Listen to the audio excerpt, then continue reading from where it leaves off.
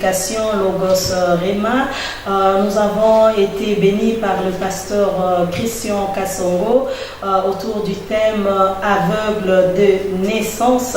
Maintenant, nous allons passer un temps où nous donnons la parole au public pour pouvoir intervenir et surtout revenir sur le message qui a été prêché. Voilà, pour cela, nous avons ici notre sœur Anne-Marie qui aimerait bien réagir par rapport à ces messages. Bonjour ma maman. Bonjour maman Tati. Oui, est-ce que vous pouvez nous dire votre question, votre réaction par rapport au message qui a été prêché?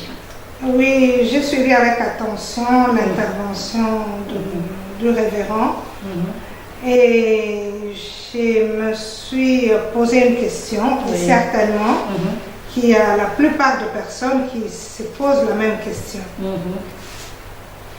Il a été demandé à Jésus si cet homme né aveugle de naissance avait commis un péché ou si ses parents avaient commis un péché pour qu'il se retrouve dans ces conditions.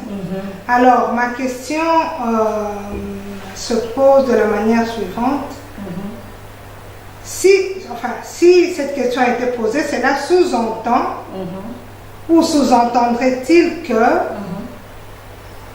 certaines infirmités, certains péchés, certains problèmes que nous rencontrons dans la vie malheureux sont certainement dus au fait que nos parents ont péché, que nous-mêmes nous avons péché. Voilà un peu. Parce que cette question, elle était quand même explicite. Elle dit, est-ce que ce sont ses parents qui ont péché ou c'est lui? C'est-à-dire qu'il y a des infirmités qui découlent de péché de nos parents ou de nous-mêmes. Voilà un peu, je souhaitais être éclairée par rapport à ça. Merci beaucoup maman Anne-Marie. Votre question rejoint celle de papa Manu qui est derrière la caméra. Notre papa voudrait aussi savoir, selon qu'il est écrit dans la parole de Dieu, dans Jérémie 31, 29, aussi dans Ézéchiel 18, chapitre 2, la Bible nous dit que les pères ont mangé des raisins et les enfants en ont eu les dents agacées. Alors la question de papa Manu rejoint celle de maman Anne-Marie pour dire que est-ce que il arrive que les enfants puissent payer de péchés qui ont été commis par nos parents. Donc ça rejoint en fait cette question. Alors moi-même aussi j'avais deux questions pour notre révérend. Merci pour la parole, merci pour toutes les révélations papa. Ma question est la suivante. Vous avez parlé du fait que certaines situations qui n'ont pas de tête ni de queue, qui nous arrivent dans la vie, sont des situations par lesquelles le Seigneur passe pour pouvoir faire éclater sa gloire. Alors j'aimerais bien savoir, est-ce que toutes les situations sont pareilles? Parce qu'il se peut que la personne se retrouve dans une situation de détresse, dans une situation de malheur, puisque cette personne a auparavant commis un péché. Ça peut être la conséquence d'un péché. Alors, est-ce qu'il n'est pas important pour l'homme de pouvoir chercher l'origine, à connaître l'origine de son malheur? Puisque moi, personnellement, je pense que si on connaît l'origine de notre malheur, cela va déterminer le processus de notre solution. Pour les cas de ce monsieur, c'était quelque chose qui a été permis par les Seigneurs pour que la gloire se manifeste. Alors, pour d'autres personnes, s'il a commis, par exemple, on va se dire, quelqu'un qui a eu un problème avec un collègue ou bien un membre de famille, je n'arrive pas à pardonner, je retiens la personne dans mon cœur, je garde rancune. Ce qui peut se transformer aussi en maladie. Certaines maladies sont aussi issues de nos problèmes du cœur parce qu'on n'a pas su pardonner. On commence nous-mêmes à souffrir. Alors, quelqu'un qui se retrouve à cause de cela dans une situation de maladie, est-ce qu'il va seulement attendre que le Seigneur arrive pour que cette personne soit guérie? Est-ce qu'il ne doit pas quand même aller réparer et chercher à demander pardon et ensuite voir le processus après, c'est donc que le Seigneur va les déterminer. Et ma deuxième question serait la suivante. Pour les personnes qui se retrouvent dans des situations qui ont été permises par les Seigneurs pour que la gloire se manifeste, ces personnes-là, est-ce qu'ils doivent attendre que le Seigneur puisse passer, comme ça en a été le cas pour l'aveugle?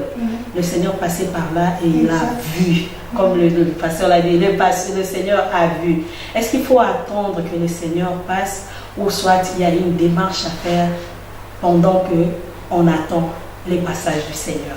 Voilà, c'était ça notre question, et nous allons maintenant passer la parole au pasteur, au révérend pasteur Christian, pour pouvoir nous éclairer par rapport à cette question. Merci maman Anne-Marie. De rien, maman Cathy. J'ai une autre question qui me vient à l'esprit. Oui. Je me dis comment déterminer, c'est vrai qu'on est enfant de Dieu, Oui. et que le Saint-Esprit peut nous aider. Mais comment déterminer que la situation qui nous arrive est due au fait qu'on a péché? Voilà. Voilà ma question. Voilà, mais ça va, là j'ai compris. J'avais aussi cette question en tête. Ouais. Voilà, on va passer la parole au révérend pasteur pour nous éclaircir là-dessus. Et restez branchés, puisque le Seigneur peut se révéler encore. Vous pouvez encore recevoir votre réma au travers de réponses de révérend pasteur Christian Kassowo. À très bientôt, merci. Merci les mamans, merci Papa Ephraim pour toutes ces merveilleuses questions qui nous permettent encore d'ouvrir un côté ou d'ôter les voiles d'une partie de ces messages qui étaient donnés. À la première question, celle de savoir est-ce que la question qui était posée par les disciples à Jésus-Christ, cette question-ci, dans Jean 9, le verset 2, ces disciples lui demandèrent, Rabbi, qui a péché, lui ou ses parents, pour qu'il soit né aveugle?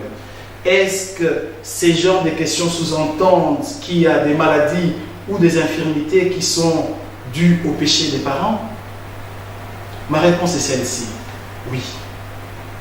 Il y a des maladies, il y a des infirmités, il y a des problèmes, il y a des malédictions qui sont dues aussi par les péchés de nos aïeux, par les péchés de nos parents. Pour appuyer cela, je vous invite à lire avec moi Exode chapitre 20. Le verset 5. Exode 20, le verset 5. La Bible déclare, c'est dans les 10 commandements, tu ne te prosterneras pas devant elle, on parle des statues, et tu ne leur rendras pas des cultes.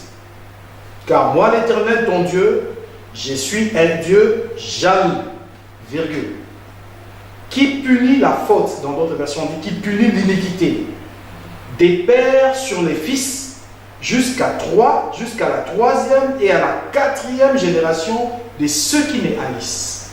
Voilà un verset de la Bible, Exode chapitre 20, le verset 5, qui confirme qu'effectivement, il y a des calamités qui sont dues au péché commis par nos aïeux, commis par nos parents.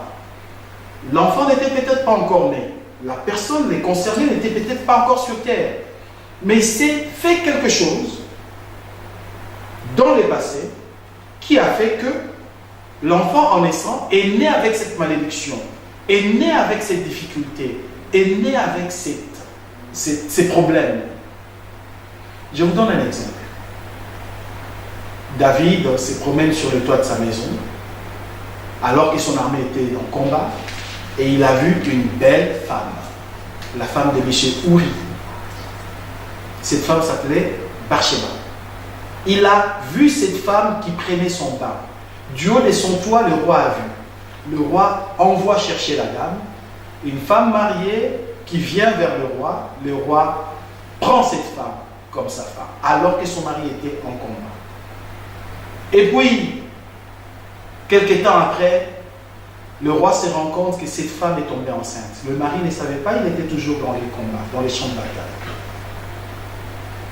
David, pour masquer la situation, il fait tout, il concocte un plan. Ok, qu'on rappelle Ouri ici. un militaire qui se voit rappeler du front du combat, on les rappelle. Il revient. Oui, Sa Majesté les rois. Oui, tu as trop combattu, tu peux aller prendre un peu du repos. Va, repose-toi dans ta maison. Le temps que tout passe, puis ça. Mais non, roi. Comment puis-je me reposer au moment où l'armée de mon pays est en guerre, ils sont en combat?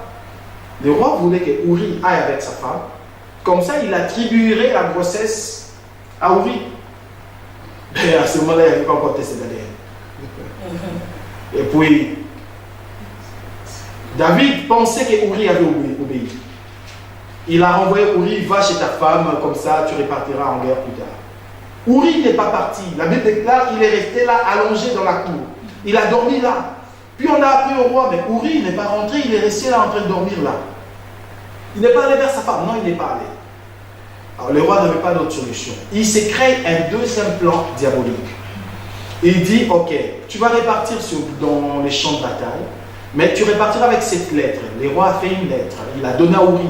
Va donner à ton commandant.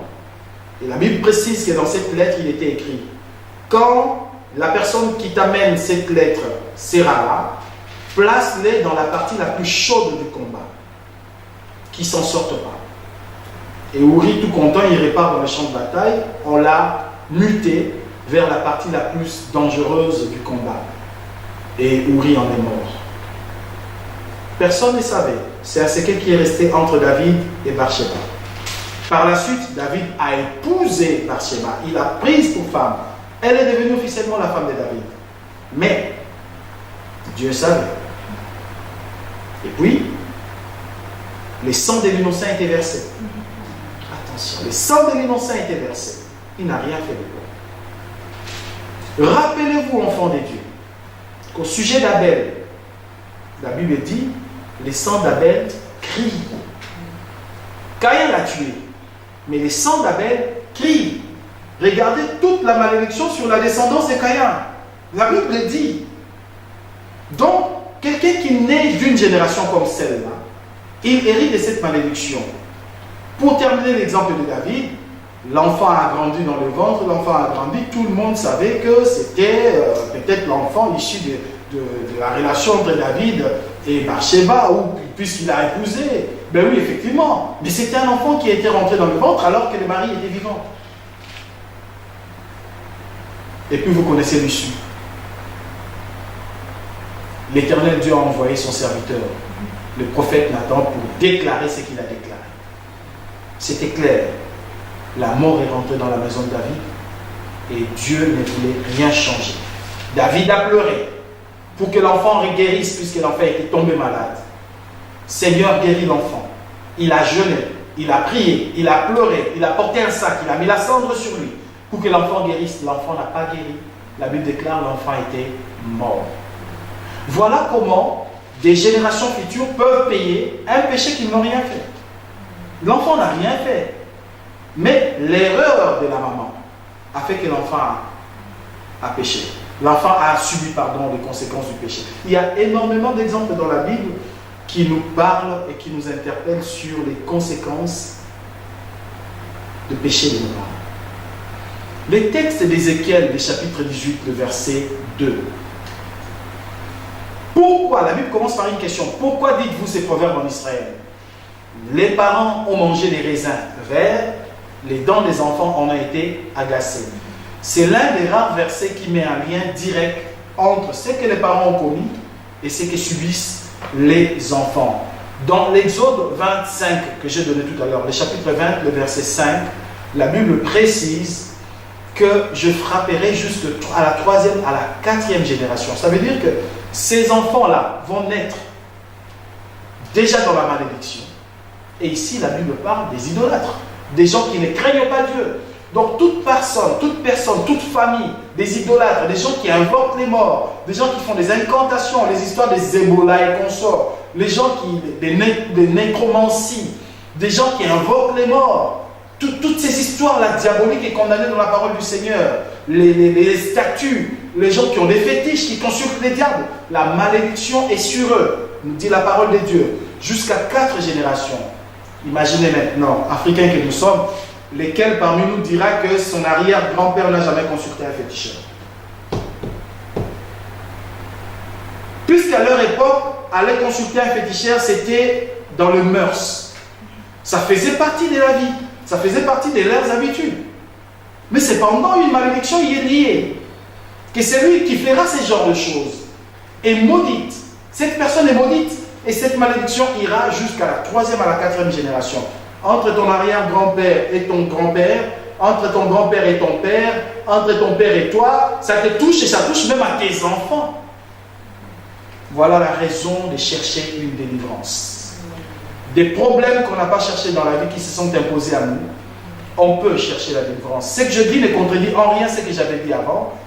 Effectivement, ce que j'avais dit avant pour emboîter les pas à la question qui vient, est-ce que ça veut dire simplement, ça veut dire forcément que quand il y a un problème, c'est que quelqu'un a péché? Non, effectivement, dans le cas de ces messieurs-ci, le Seigneur n'a pas voulu que les gens tergiversent. Le Seigneur a voulu faire comprendre aux gens que les choses dont tu n'as pas d'issue, moi seul, Jésus sera ton issue. C'est ce que ça veut dire. Cependant, le message de la délivrance est clair également par rapport à l'éclairage de ce que je viens de dire. C'est qu'une personne innocente peut être victime d'un mal qu'il n'a jamais commis. Et cela n'est pas toujours, je répète, ce n'est pas toujours forcément dû à un péché. Regardez quand vous lisez dans Job le chapitre 6. C'est un texte, c'est un chapitre qui est fracassant. C'est la réponse de Job à ses amis. Ils ont condamné Job, mais Job dans le chapitre 6, il a répondu. Alors il a répondu. Et dans ces mots, quand vous lisez à partir du verset 10, Job est en train de leur dire, juste dans le verset qui vient au-dessus, donc 5 et 4, il disait, il est une chose que je demande à Dieu. C'est que ça me fera plaisir que l'Éternel Dieu étende sa puissance main, dans sa grandeur là, qu'il étende sa main et qu'il m'achève, qu'il me tue. Je préfère encore qu'il me tue. Mais il y a une chose que je garderai avec joie et plaisir dans mon cœur, c'est que je n'ai rien fait et que je n'ai pas péché et qu'il me frappe innocemment. Waouh! Un homme dire ça à Dieu. Je n'ai rien fait. C'est parce que Job savait qu'il n'en était pour rien. Donc il y a d'autres malédictions qui peuvent venir, d'autres condamnations qui peuvent venir, qui ne sont pas forcément dues à un péché, mais il y a aussi des épreuves. Des épreuves dans ces cadres-là. Ça, c'est les cas qui nous concernent ici, les cas de Job. C'était une épreuve. Donc les combats peuvent venir non seulement des épreuves, ça peut venir aussi des difficultés de la vie, ça peut venir aussi des erreurs commises, ça peut avoir plusieurs origines. Maintenant, la question de maman Anne-Marie était aussi celle de savoir comment reconnaître ça. La réponse, elle est simple. Je vais vous lire une petite pensée que j'ai écrite ici, parce que j'ai essayé de condenser. Des personnes qui se retrouvent dans des situations où ils ne savent pas d'où c'est venu. Doivent-ils attendre forcément que le Seigneur passe pour résoudre? Je mélange deux questions qui m'ont été posées. Est-ce que c'est forcément parce qu'on a péché? Et si c'est le cas, est-ce qu'on doit toujours attendre que le Seigneur passe pour trouver une solution? Comment reconnaître qu'on est dans une situation difficile parce qu'il y a eu un péché des aïeux qui a été commis ou parce que j'ai péché? Il y a ce qu'on appelle, ce que moi j'appelle, une culpabilité révélée. Quand un péché a été commis par soi-même, la loi de la conscience existe. La Bible précise que l'Éternel a inscrit dans l'esprit de chaque être humain, comme des écrits sur une pierre, la loi de l'Éternel. Donc il n'y a personne qui commet un péché qui dit « je ne savais pas que c'était un péché ». Quand c'est un péché, tu sais que c'est un péché. Et le Saint-Esprit te mettra mal à l'aise parce qu'il y aura dans ton esprit ta conscience qui va te tourmenter pour te dire que tu as fait une bêtise. Maintenant, pour des gens qui ne se reprochent de rien, qui savent qu'ils n'ont rien fait, c'est ce que je dis. Il faut s'en remettre à Dieu. Il faut demander au Seigneur, Seigneur, voici telle situation m'arrive. Enfant de Dieu que tu es, tu peux prier. Seigneur, révèle-moi. Ah oui, il est celui qui révèle. Il a dit quoi? Comprenez bien ce texte. Invoquez-moi, je vous répondrai. Je vous annoncerai des grandes choses, virgule, des choses cachées que tu ne connais pas. C'est le fameux texte qu'on aime bien, Jérémie 33, 3. Invoque-moi, je te répondrai. Je t'annoncerai des grandes choses, des choses cachées. Puisqu'il y a des choses qui sont cachées. Puisqu'il y a des choses qui sont cachées. Et que nous, on ne connaît pas. Peut-être parce qu'on n'était pas encore nés. D'où l'importance des cures d'âme et des délivrances. Mais faites par des personnes qualifiées et des personnes compétentes. On ne s'improvise pas délivreur, on ne s'improvise pas chasseur de démons. Parce qu'il y a des gens dans la Bible qui ont chassé des démons, bêtement. Et ils ont même déchiré leurs vêtements, ils sont sortis en courant. Donc on ne s'improvise pas parce qu'il y a des représailles qui arrivent quand on s'aventure sur un terrain qu'on ne maîtrise pas.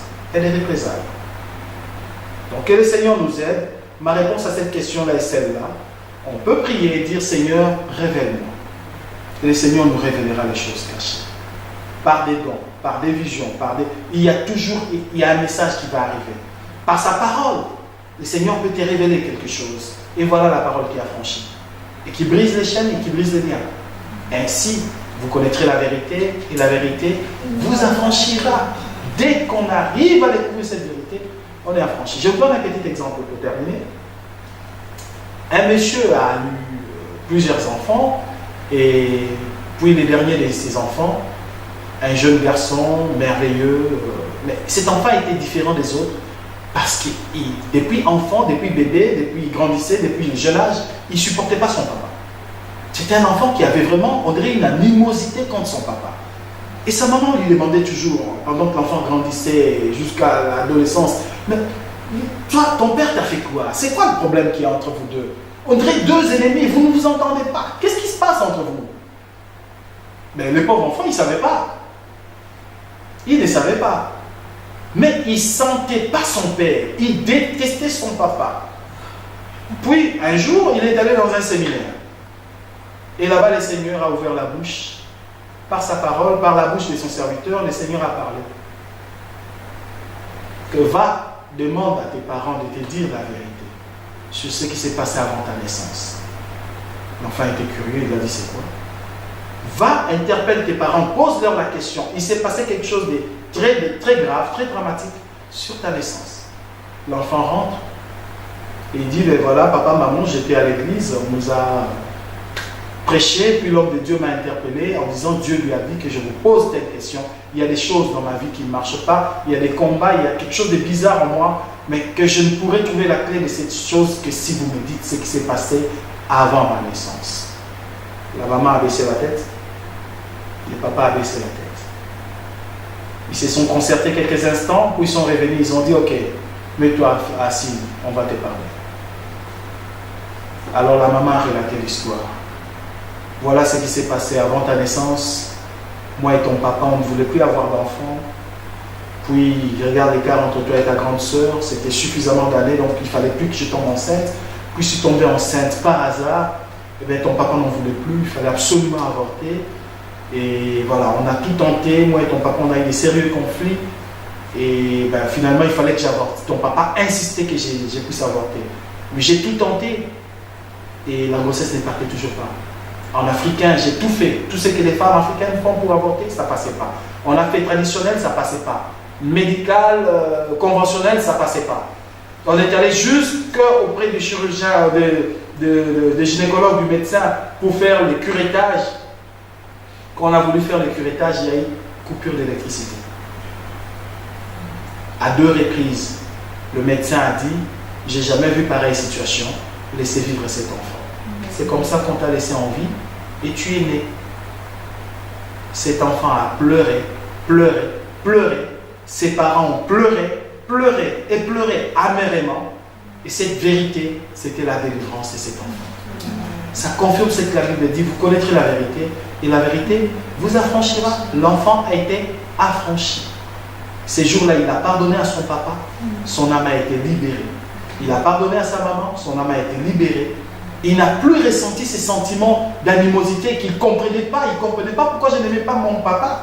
Mais là, ces jours-là, la vérité était là, le voile est tombé, et voilà, la délivrance est l'enfant.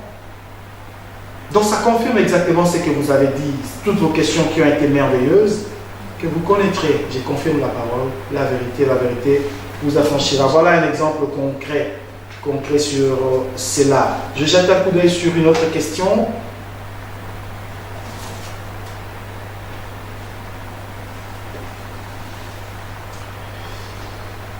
personnes qui sont dans les difficultés parce qu'ils ont péché, est-ce qu'ils doivent toujours dire ou doivent toujours chercher l'origine de leur malheur? Est-ce qu'on doit toujours chercher l'origine d'où vient mon malheur? Belle question, je dirais même question naturelle. Quand on a des difficultés, naturellement, tout le monde cherche les coupables. D'où me vient mon malheur? On commence souvent d'ailleurs par se culpabiliser. Est-ce que j'ai fait quelque chose? Il y a des gens qui continuent à confesser des péchés qu'ils ont déjà confessés depuis des années, qui continuent à dire, Seigneur, si peut-être je n'avais pas bien confessé, je reviens encore pour la 1000e fois te demander de me pardonner et de me laver. Seigneur, Seigneur, Seigneur. Oui, mais il y a des gens qui font une relessive de leur âme, renettoyage de l'âme, parce qu'ils sont convaincus que le malheur là vient peut-être d'un péché que j'ai peut-être omis de citer. La Bible déclare tout ce qui n'est pas fruit d'une conviction est un péché. N'oubliez pas. Et attention, le diable, c'est un manipulateur aussi de la culpabilité. La culpabilité va te ronger, te ronger, te ronger. Attention aussi de vous attribuer des fautes que vous n'avez rien fait. L'apôtre Paul parle de péché qui mène à la mort. Tout péché est péché. Tout péché est péché. Il n'y a pas de grands, il n'y a pas de petits. Mais l'apôtre Paul a catégorisé les péchés en disant, ça, telle catégorie de péchés sont des péchés qui mènent à la mort. Il y a des péchés qui mènent à la mort. Il y a d'autres péchés, comme l'apôtre Paul l'a dit, là tu pêches contre toi-même, contre Dieu et contre ton prochain. Donc il y a des catégories de péchés comme ça. Quand on y est, on s'y retrouve. Il faut se dire, Seigneur, pardonne. Et attention, chercher réparation. Là est la chose la plus difficile. Comment réparer des fautes inavouables? Il y a d'autres fautes qui ne sont pas avouables. Si tu avoues, la terre c'est brave. Il y a d'autres fautes comme ça. Ou parfois il faut négocier. Non. Il y a ces situations où il faut s'en remettre à Dieu. Être sûr que tu es en paix avec le Seigneur. En paix avec le Seigneur. Et qu'il t'a pardonné. Voilà pourquoi je suis contre les repentances des chrétiens, des repentances à la 2 secondes. Seigneur, tu connais mon cœur. Si j'ai péché par la parole, par les pensées, par les actes, pardonne-moi. Que ton sang me lave. Oh, remplis-moi de ton esprit saint. Non, non, tu n'es pas pardonné, bien-aimé. Non, non, non, non, non, tu n'es pas pardonné. Les chrétiens d'aujourd'hui ne savent plus demander pardon à Dieu. Mais lisez les psaumes, le chapitre 51. Quand l'histoire dont j'ai parlé de Bathsheba, quand David est allé se repentir, demander pardon, lisez le psaume 51, voir ce que David a dit. Waouh, waouh, waouh, waouh. Quelle repentance. Je vais vous dire ça. Je change même de Bible d'ailleurs. Comme ça, on va lire dans la version qu'il faut. Lisons ensemble le psaume 51. Quand le prophète Nathan est venu lui dire ce qu'il avait fait avec Bathsheba, David dit, ô Dieu, je suis au verset 3 déjà, psaume 51, dès le verset 3. Ô Dieu, aie pitié de moi dans ta bonté, selon ta grande miséricorde, efface mes transgressions, lave-moi complètement de mon iniquité et purifie-moi de mon péché. Car j'ai reconnu mes transgressions.